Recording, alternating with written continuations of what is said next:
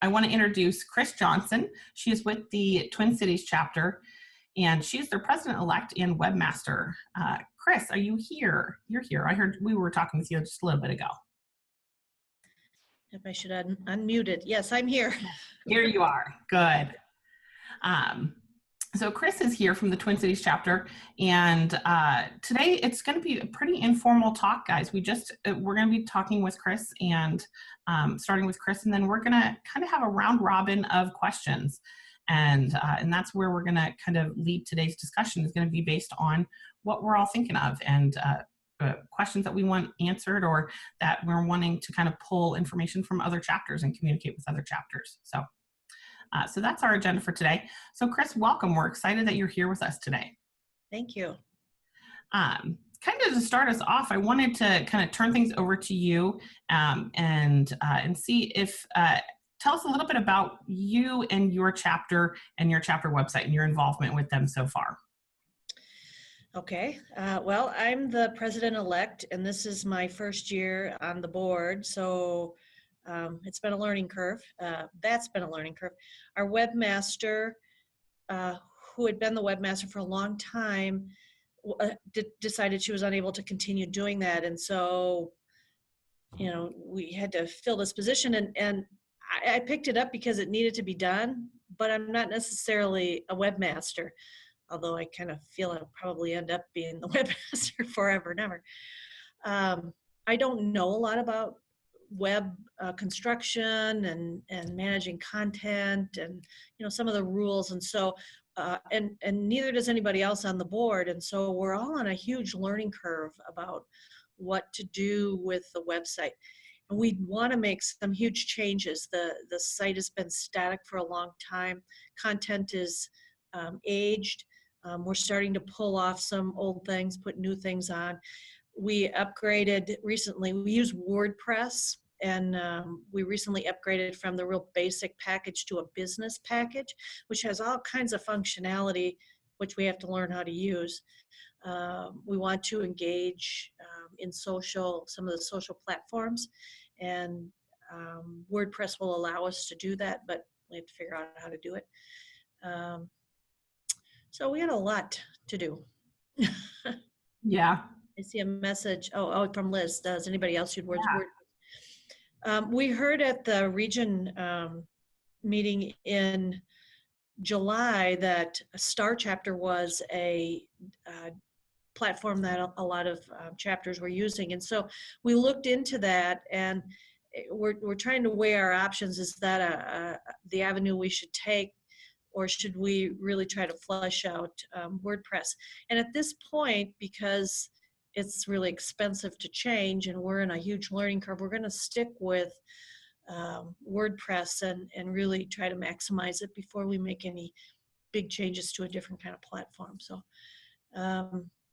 there's lots of sites out on the internet that use WordPress, not only chapters, ARMA chapters, but all kinds of companies. And so just looking at what they do, how their sites are constructed, what kinds of things do they put on their homepage versus, you know, their subsites or subpages. And so we're just trying to figure out, well, what can we do to make it look better and, you know, be really relevant and catchy.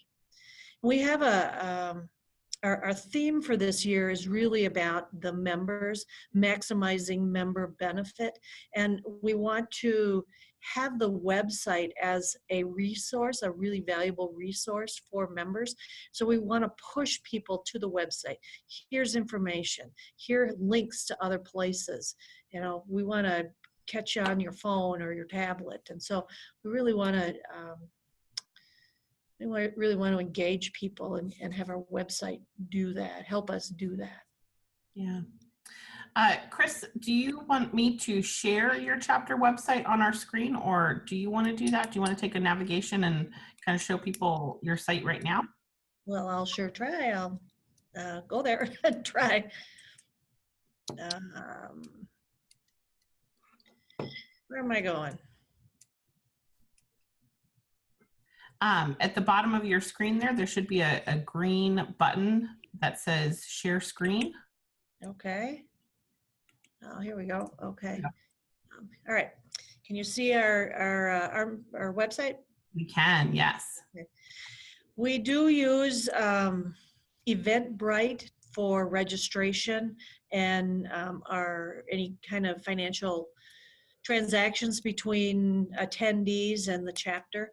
And so that's what you'll see over on the right side is the registration opportunities that are current. And right now we have our February meeting and we're starting to post our information about our spring conference.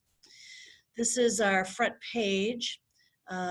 We've tried, the old construction was really simple, just a couple pages. We're starting now to add some pages behind these tabs. But our front page, just talks about what it is we are, who we are, who our last awardees were, like the chapter award and our member award. We had a newsletter at one point in time, but that was discontinued. So we're making this our newsletter page. And we really think that it should be in a different place, not someplace kind of buried. So we want to put the chapter news out here. So we have stuff that goes back to July, who our attendees were. We have our membership page. And again, we think this is not quite right either. But we just added a new page for members and we want to highlight members, who are the newbies, who are people who've had milestones. We want to highlight a member. I think it's Sacramento that does a member highlight or member spotlight. And we like that, and so we're going to do that. But we haven't quite launched that one yet. We do have our program, what we do here.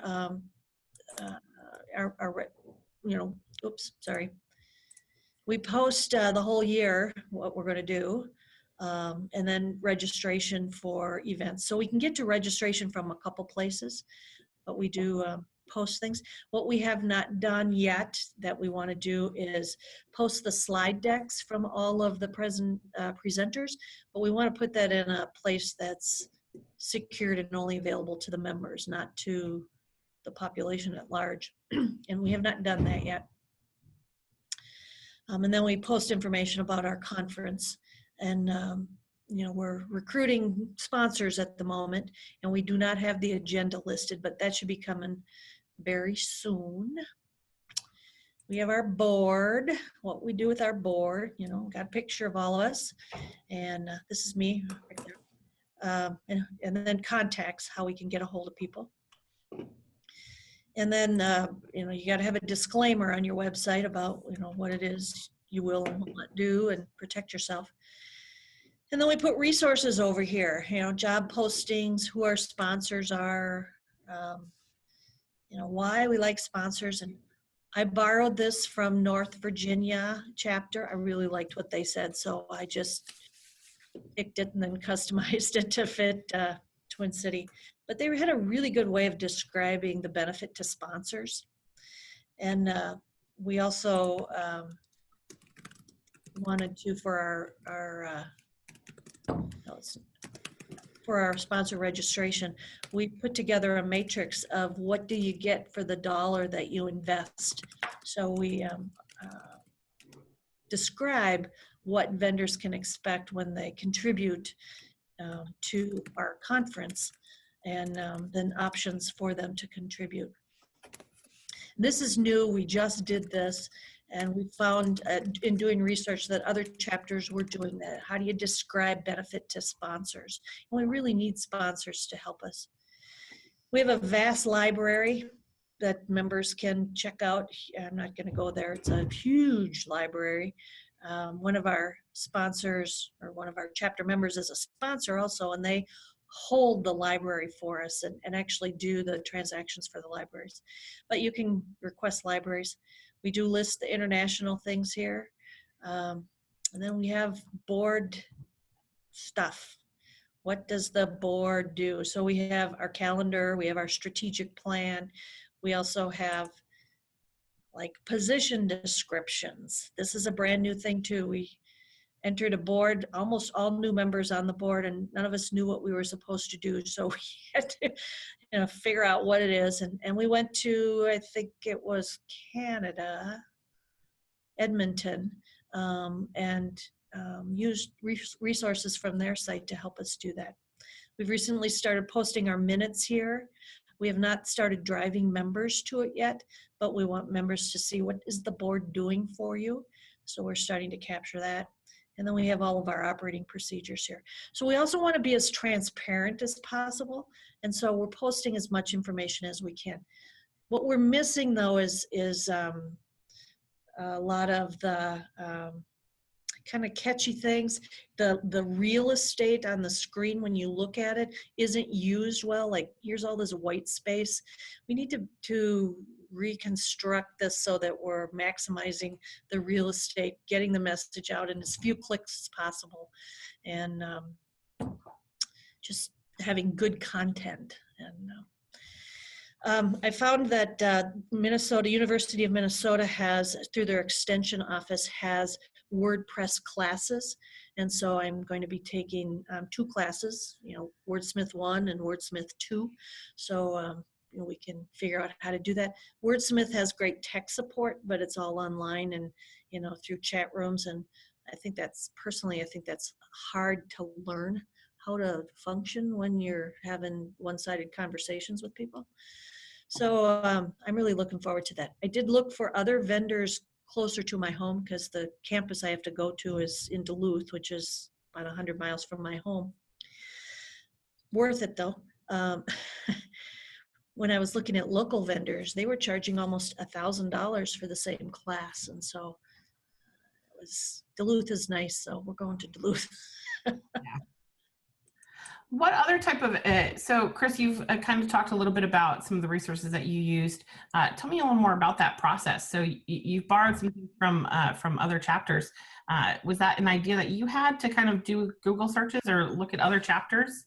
And tell us. Well, yes, the messaging, I think the messaging that because ARMA is a big company and big organization, I really think the message needs to be consistent, relatively consistent, customized to the location, but consistent. And so I thought the best place to look for what's being said, how's it being presented, the importance of, different kinds of content, that it was really important to at least go to the groups that are using that information. So I went to the, I have not been to the new international site, but the old one, my ARMA, I went to the directory to get the chapters, all the chapters and contact information. And so I started I think I've looked at every single chapter to see what they put forward to the public. What did I like? What didn't I like? And since I'm the person with the key, I'm, the one who's making recommendations to the rest of the board. I think we need to do this.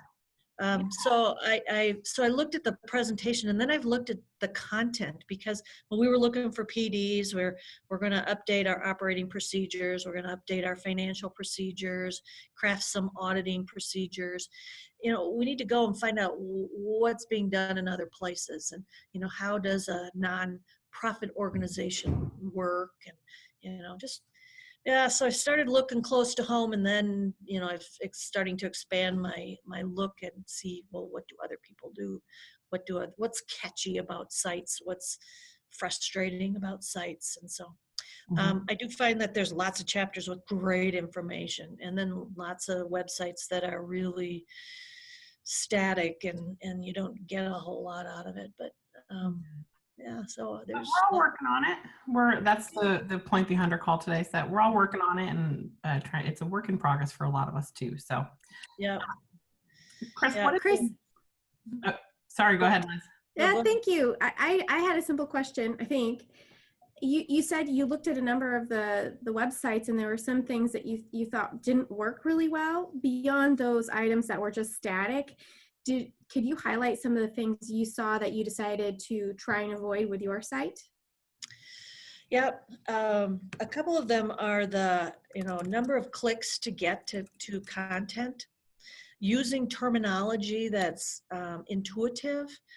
There are some sites where the terminology or the vernacular is real regional, and so I didn't understand what they meant by some term. So and and that's, their customers are, their users are in another area. But I wanted the terminology to be intuitive. I want few clicks as possible. I want resources that are really useful and current. And I found a lot of sites where the information wasn't current, or there were, like, when we go here to the member page, there's nothing there. There might be pages where nothing is there, and it looks like the pages have been there a long time, and was started kind of a half thought. It hadn't been finished, and I don't want people to be frustrated when they come to our site. So those are the things that I found. I also found that there were some sites that had like discussion posts, so you could have real-time or relatively real-time conversations with a target audience. And that's not something that we do, but that's something that we want to do, to ask a question. Who in the chapter knows about, because everybody's local, who knows about imaging? Who knows about, forensics? Or who knows about protection? Who knows what kind of vendor?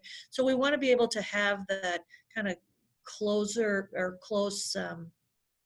dialogue with our members, or with local, the local community who might be looking at our site. And there are some sites that had that, and I thought that was really cool, and our board wants to do that. There are some sites that are real great at that social media connection, and some sites that have not gone there yet, and we haven't gone there yet, and that's attractive. I'm not a social media person, but I find that attractive. I want to know I can go to LinkedIn, or I can go to, Twitter or Facebook and get information. And so those were some cool things that are being done, and then some things I didn't like. So yeah. And my question was much along those same veins. Was where do you see your website going in the future, and kind of what are some of those things that you want to add to your website? Where do you see it going?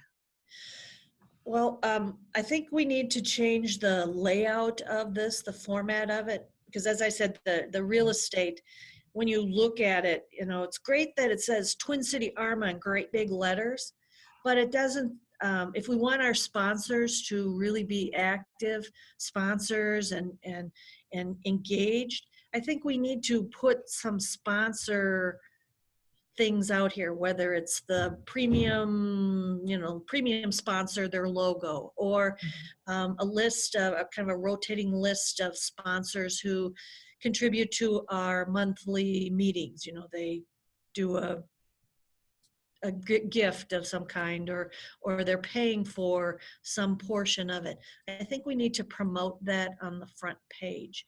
I think this welcome message, while it's great, it's too big, it's too wordy. I think we need to change that and put something else, maybe that, what's hot in the chapter, and put that up front so it looks active and not static. There's some other quirks, I think, on this. These tabs on the top are great, which helps you navigate to where you're going to get information. But I think that's maybe not necessarily in the right place. Maybe that could be at the bottom instead of the top. And so we really want the information, on each page, what you see on your screen, to be really powerful. And then if you have to scroll down to get more, that's great. But the bang should be right there in your face. Yeah. So those are some big things. We did have a comment from a member in the audience here. In addition to, you talked about resources and looking for university or community college classes and continuing education programs that way. They also suggested lynda.com. Yes. A business resource, business website that may have classes that can help you identify skills and brush up on skills that you may not have. So those are some great resources there. They are. Chris, Yeah. I have another question. Mm-hmm. When you at the beginning you spoke about the chapters considering StarChapter and that you had decided to not make that purchase decision at this time and to stick with WordPress. Is there a way to easily encapsulate why you made that decision to stay with WordPress at this time? And do you have any comparison in terms of costs for the chapter? Well, that's one of the reasons why we're sticking with WordPress at this point, trying to figure out the true cost and apples to apples comparison between WordPress and StarChapter is really difficult because you have to pay for domain names and you have to pay for this, that, the other thing, and we end up having to pay it no matter what, but it's really hard to identify what all those costs are. And then the benefit of there's a design cost and then the annual cost through both programs are a little bit different, and depending on what it is you're designing. So we just really are struggling with, is that a good value to invest the thousands of dollars to change? Because we'd end up having to change Eventbrite and our bank, and I mean there's all kinds of tails with switching to a new platform that we just don't understand yet, and we just haven't identified all of them. So that's one of the main reasons why we aren't moving towards StarChapter at this point, because we don't have all the information we need, and because we've not given WordPress a good opportunity to prove itself. Yeah. No, that makes sense. Chris, we have a question from the audience here that's asking, how much time do you typically devote to maintaining and improving your site? You can go ahead and respond over the line. And then anybody else who wants to respond as well to that, other webmasters, how much time do you guys spend improving and maintaining your site? What is it how much time does it take your chapter each month or each week to doing this, to improving this or working with this? So feel free to chat it in, or we can have you come up over the line as well. Well, to just maintain what it is we have, just post new things, check links, those kinds of things, it's a minimal amount of time. I'd say, no more than 6 hours a month, and that's maybe even too much. But because I'm on a learning curve here, I want to know, how do I add more pages? How do I move things here and there? I'm spending more time on it than I probably would if I already knew how to do all those things.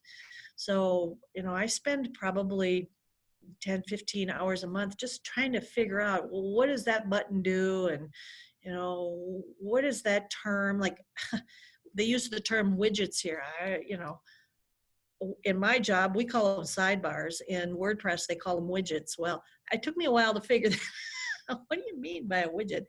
And so, then I find something I don't understand, and then I have to go to YouTube or Google or WordPress and say, well, what does that mean?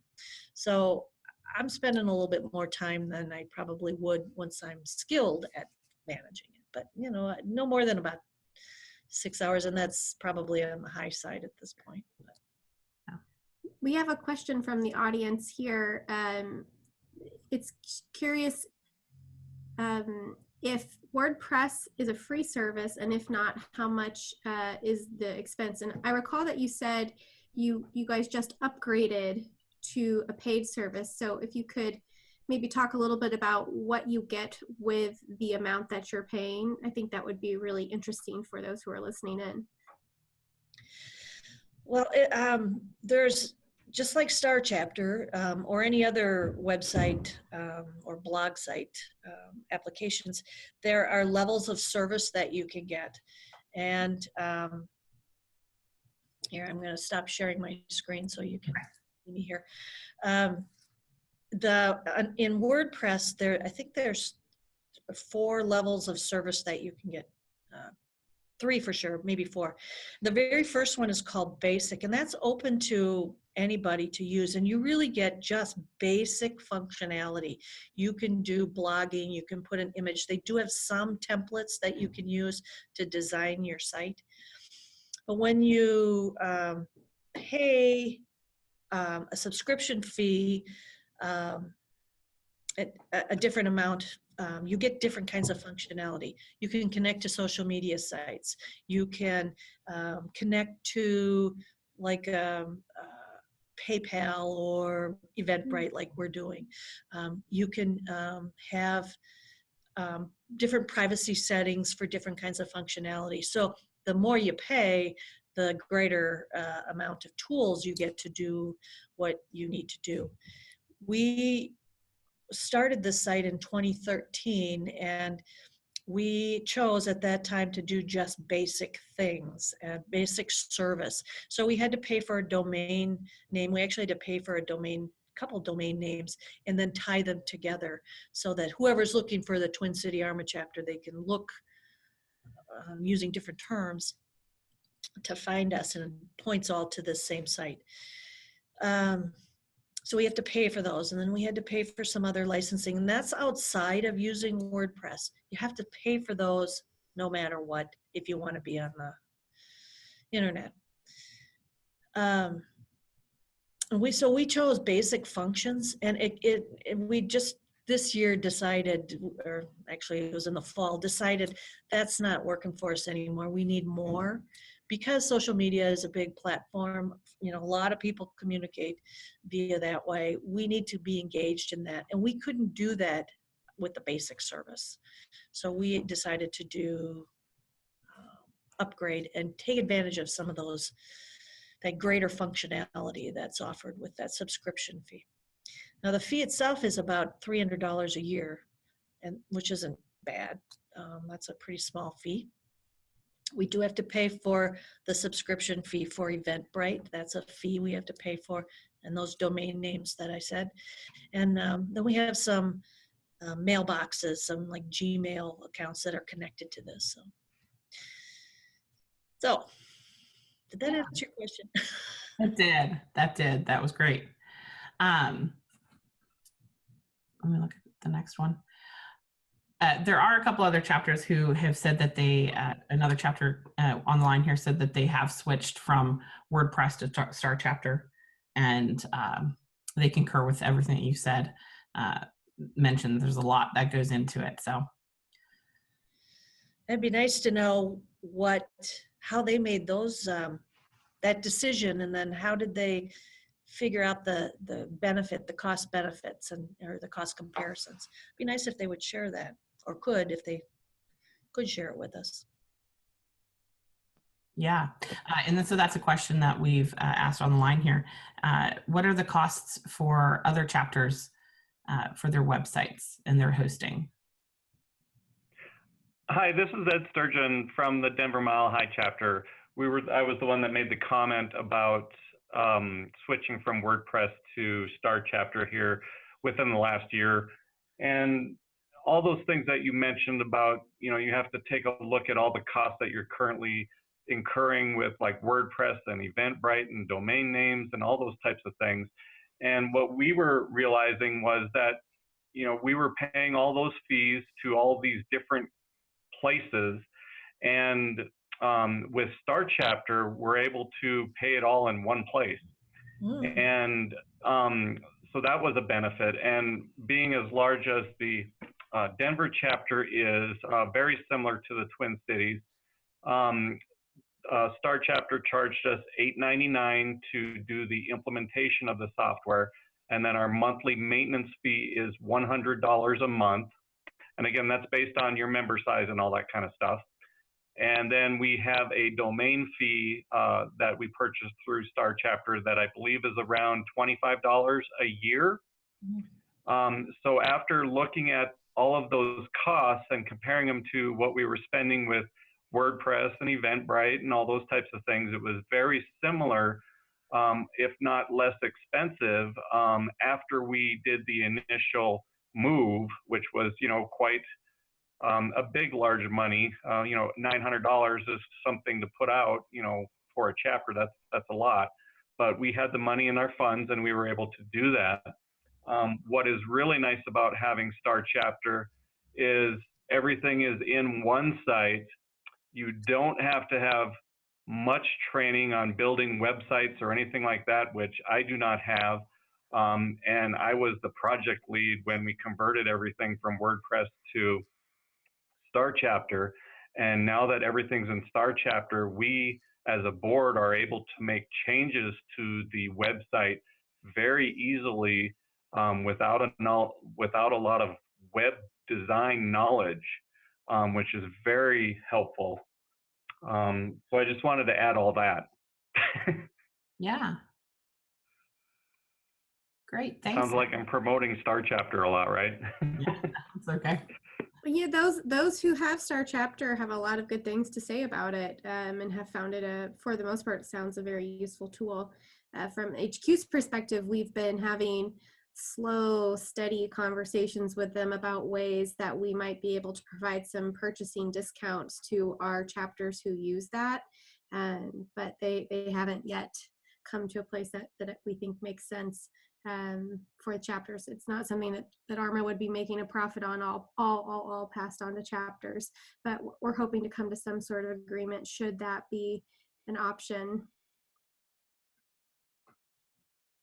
I'm curious also, can you share after the conversion, did you have one big lesson learned about either the process to identifying StarChapter, or I don't know, just one big thought, overarching thought, now that you're on the other side of converting over to StarChapter? Well, again, this is Ed Sturgeon. Could you repeat the question again? I think I'm confused a little bit. And admittedly, it wasn't a great question to begin with, so that's really my fault. I'm curious if you had a nugget of wisdom, let's put it that way, and now that StarChapter is implemented for your chapter, would you do it again? Was there something you would change about generally the considerations you made? Would you have done it faster? Would you have urged your chapter to have done it sooner? Anything in that realm? What I've noticed of being on the board for our Mile High Denver chapter is that, you know, as the people come and go on the board, having those procedures and job descriptions or board descriptions are very important, and especially with the websites and the passwords that are needed for accounts and for the treasurer board position. All those things are extremely important and need to be, you know, either written down or, you know, in a knowledge base or bank somewhere, so that as the board members transition, the new board members coming in can pick up and keep going where it was left off.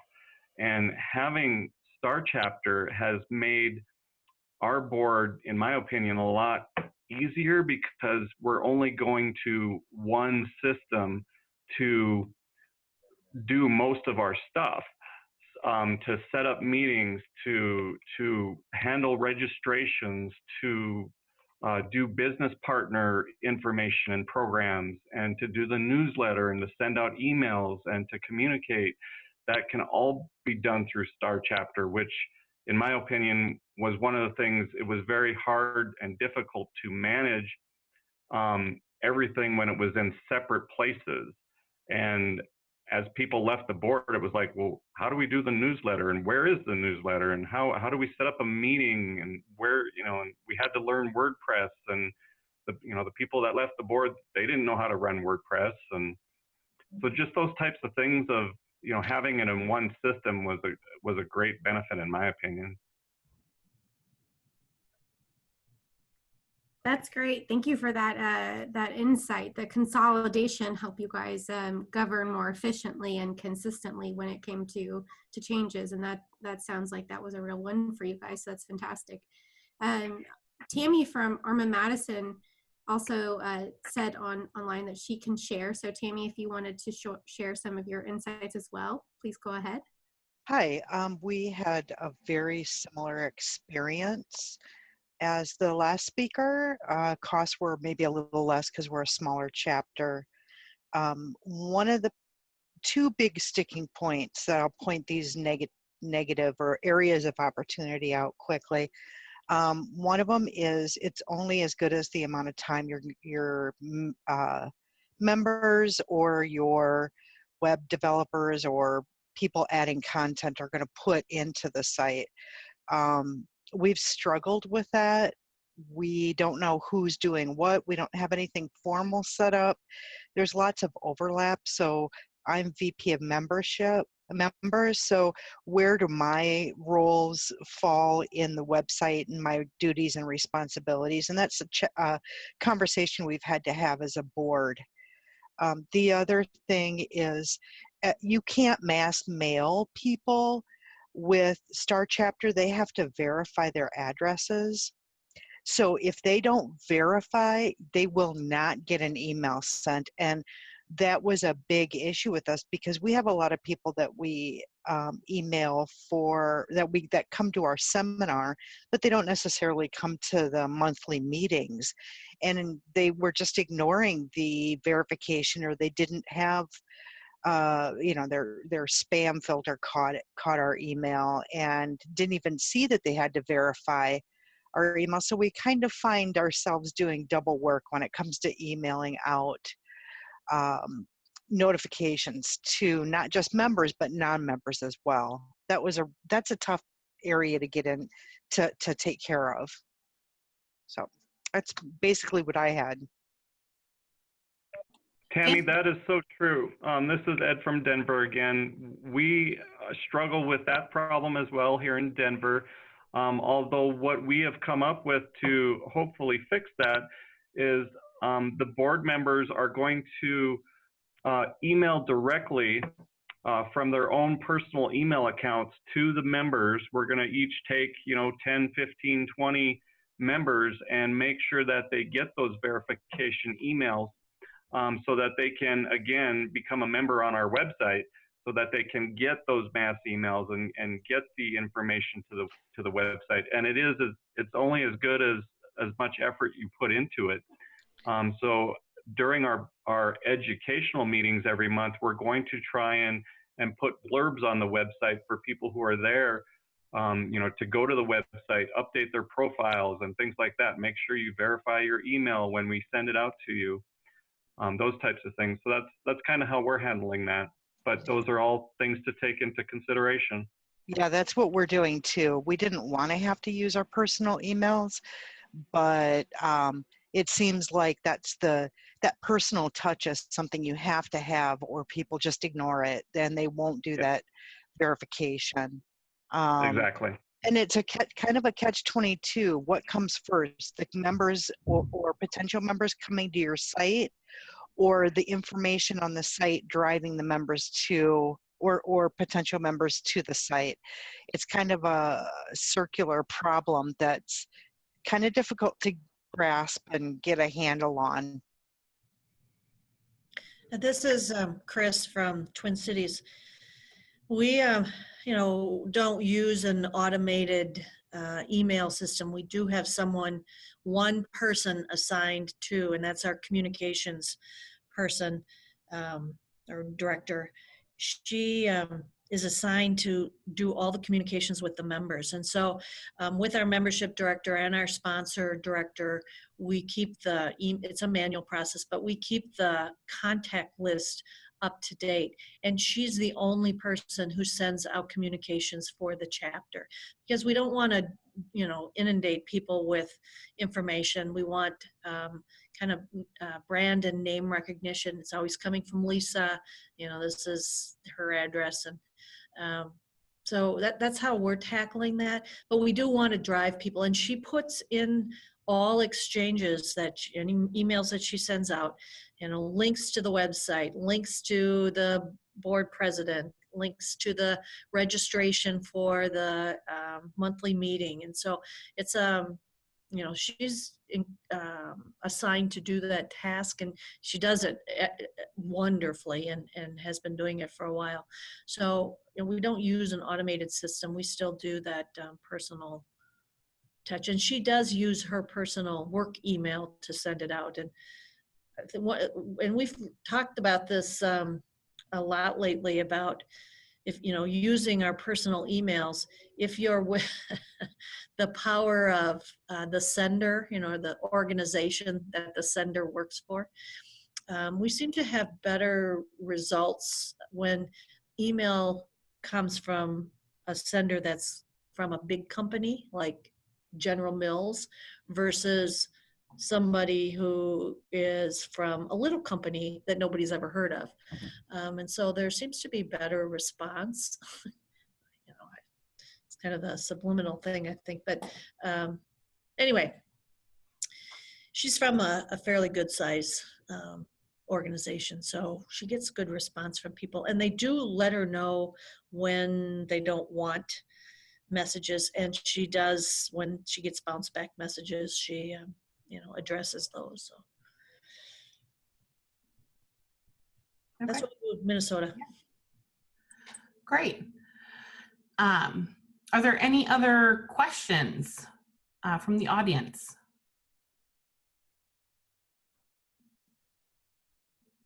Okay, great. Well, I think this has been a great discussion here today, guys.